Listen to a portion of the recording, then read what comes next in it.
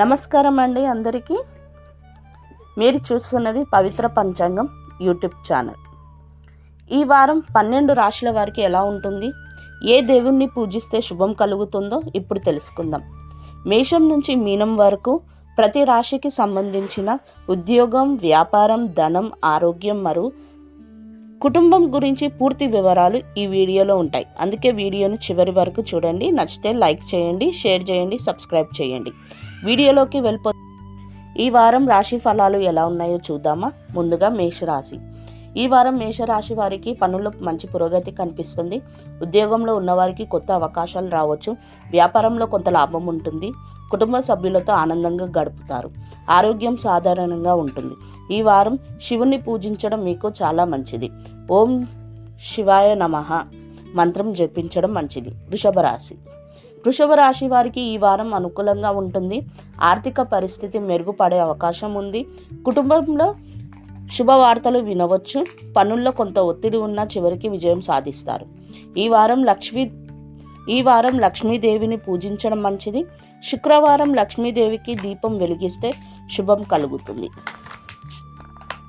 మిథున రాశి వారికి ఈ వారం కొంత జాగ్రత్త అవసరం. పనుల్లో ఆలస్యం జరిగే అవకాశం ఉంటుంది. అయినా క్రమంగా పరిస్థితులు మెరుగుపడతాయి. కుటుంబంలో చిన్న చిన్న విషయాలపై చర్చలు రావచ్చు. ఈ వారం విష్ణుమూర్తిని పూజించడం చాలా మంచిది. ఓం నమో నారాయణయ మంత్రం జపించండి. కర్కాటక రాశి. ఈ రాశి వారికి మిశ్రమ ఫలితాలు ఉంటాయి. కుటుంబం విషయంలో కొంత టెన్షన్ రావచ్చు. ఉద్యోగంలో కొత్త బాధ్యతలు రావచ్చు. ఆర్థికంగా సాధారణ స్థితి ఉంటుంది. ఈ వారం దుర్గాదేవిని పూజించడం చాలా మంచిది. మంగళవారం అమ్మవారికి పూజ చేస్తే శుభం కలుగుతుంది. సింహరాశి వారికి ఈ వారం మంచి అవకాశాలు వస్తాయి. ఉద్యోగంలో ఉన్నవారికి గుర్తింపు లభిస్తుంది. వ్యాపారంలో కొంత లాభం ఉంటుంది. ప్రయాణాలు చేసే అవకాశం ఉంటుంది. ఈ వారం సూర్య భగవానుని పూజించడం మంచిది. ఉదయం నమస్కారం చేయడం మంచిది. కన్యరాశి వారికి ఈ వారం ఆర్థికంగా మంచి ఫలితాలు కనిపిస్తున్నాయి.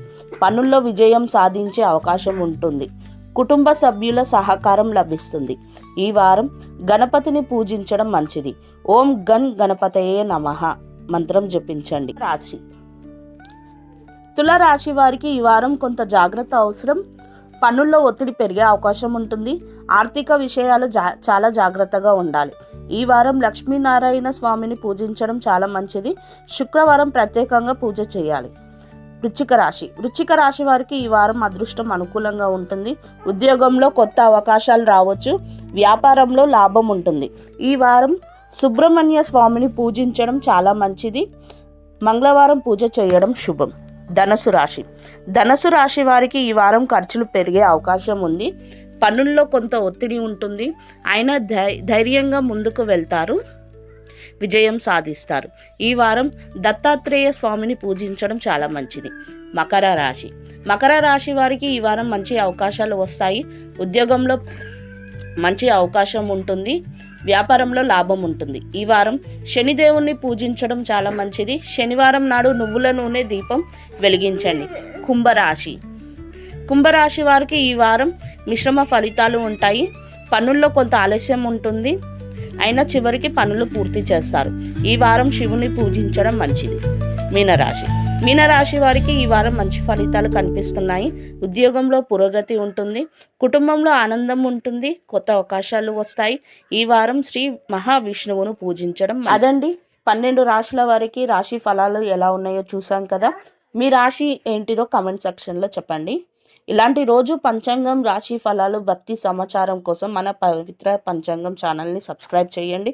వీడియో నచ్చితే లైక్, షేర్, సబ్స్క్రైబ్ చేయడం మర్చిపోకండి. మళ్ళీ మరొక వీడియోలో కలుద్దామా. అంతవరకు నమస్తే.